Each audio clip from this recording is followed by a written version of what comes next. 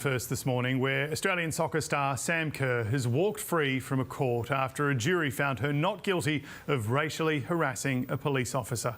The Matildas captain was tight-lipped as she left court for the final time, bringing the high-profile trial to an end. During the proceedings, Kerr accepted she called a police officer stupid and white during a drunken dispute over a taxi ride in 2023, but she denied her comments amounted to the charge, saying she believed officers weren't taking her seriously because of her race.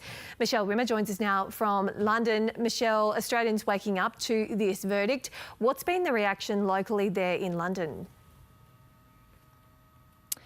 Well, Sam Kerr didn't show any emotion while she sat in the dock and had this verdict read out to the court. She did look down and she'd been making notes throughout the trial, but this was an expression, this emotionless expression is what she maintained for the duration of this 7-day trial in the public gallery. However, her fiancé, Christy Mewis, broke down in tears as Kerr was leaving the dock. I heard her saying to a court official that she hopes to never see them again. She then hugged her family. Kerr didn't provide any sort of statement as she was leaving the court. However, we've since received a written statement in which she said that she apologises for expressing herself poorly and on what was a traumatic evening.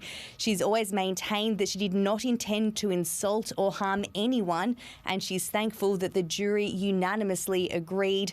She went on to say that she's fully focused on getting back onto the pitch and she looks forward to an exciting year ahead for her and her family. She's of course expecting a baby son with her partner Christy Mewis in May this year. We've also heard from London's Metropolitan Police. In a statement, a spokesperson said that officers are often subjected to various forms of abuse and that they will continue to support these officers through these situations. However, they respect the jury's verdict.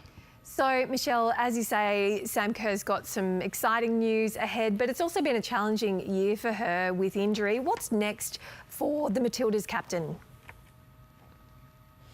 Well, over this 7-day trial, the court heard of a drunken night out and a chaotic taxi ride that ended with Kerr saying that she believed she was taken hostage. Her partner kicked out a window in that taxi, and this resulted in Kerr getting into an altercation with police where she called the police officers stupid and white, which she was charged for.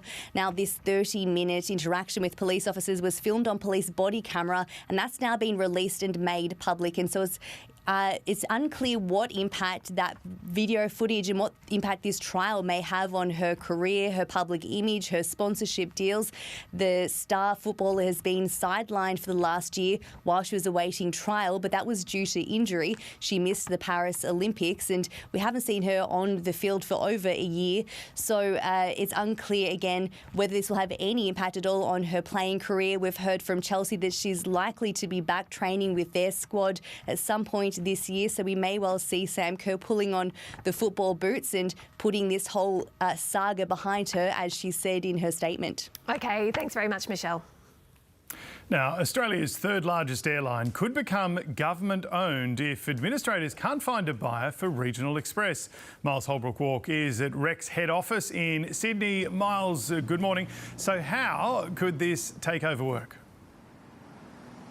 Well, James, the federal government says it wants to help the airline find a suitable private owner to try and manage the airlines. Now, what they really mean by that is someone that's going to stick to its ethos of managing regional flights and protecting particularly routes that are only run by Rex as well. So they're not going to sell to just any old operator. They're quite specific in that remit. However, if they can't find someone who they think fits the bill of a responsible owner for Rex, then they are saying they are willing to take over ownership of Rex. Now, what's interesting about that is the government already has spent a significant amount of money to keep the airline operational to an extent. It was in June last year that the airline went into administration. It had $500 million in debt to about 4,000 or so creditors, and moreover had to stop all of its metropolitan routes and only continued its regional routes through the support of the federal government. The government also offered up $50 million of loan forgiveness. It said it would absorb the costs laws as well in those instances too, just in January a couple of weeks ago. Now this latest proposal about saying if it can't find the responsible owner, it will take over ownership. That is perhaps the last stumbling block in securing the regional airline's future. And the reason I say a stumbling block is, of course, we're coming up to an election, and really its future will be contingent on the opposition, Liberal and National Coalition, also supporting this measure. In the past, the opposition has supported the federal government's moves to keep Rex afloat. The question now, will they do so again? The Prime Minister will be speaking to the public in a short time in regional New South Wales, James. All right, Miles, thank you. I think that's going to be a really interesting debate because there have often been ideological differences between the Nationals and the Liberals about nationalising things as well. So stay tuned. Yes, we will. Let's get some more news now. Charles is with us. Thank you, Bridget. A damning report is calling on all governments to urgently assist stolen generations and their families. Almost 30 years after an inquiry into the harrowing experiences many suffered under government policies, new analysis reveals only 5 of 83 recommendations have been implemented. The Healing Foundation says flaws in reparation schemes, the lack of apologies by federal and state police, and poor access to records are exacerbating intergenerational trauma. The federal government says it wants to make it easier for Australians with student debts to borrow money for a home loan. Under new guidelines, banks are being told not to count HECS help student debt when calculating how much money a person can borrow to buy a home. The federal government says it's an important change, especially for young people who may face resistance from banks when applying for a mortgage. Australian Army snipers deployed in Iraq in 2016 have developed permanent brain injuries, an ABC investigation has found. 3 former soldiers who were exposed to rifle fire have shared the devastating toll on their lives, including memory loss and personality changes. The men used Iranian-made replica rifles to train Iraqi soldiers and fired hundreds of powerful ammunition rounds each day, which they say was over the accepted safety limits. The federal government is yet to commit to a brain blast injury program recommended by the Veteran Suicide Royal Commission. The final evidence in Antoinette Lattouf's unlawful termination case against the ABC is expected to be heard in federal court today. Various managers from the ABC, including Head of Audio Ben Latimer and Ms Lattouf's line manager Elizabeth Green, are set to take the witness stand.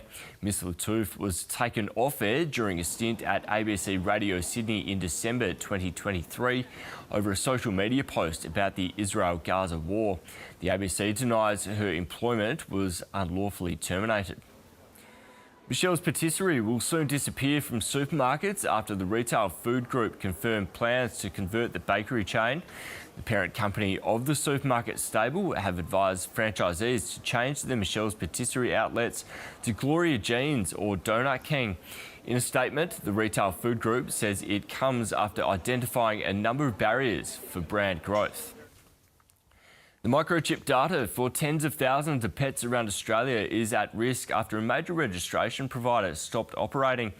HomeSafe ID is one of 5 private companies that stores pet owners' details on a database so pets can be reunited with their owners if they're lost. But the company has not been contactable since December. The company is warning that animals with its microchips could become untraceable, and affected pet owners are being urged to transfer their chips. When your cat gets lost, you want to be reunited with it as quickly as possible. To do that, you need to have your current address and phone number, but also ensure that your cat does have an active microchip.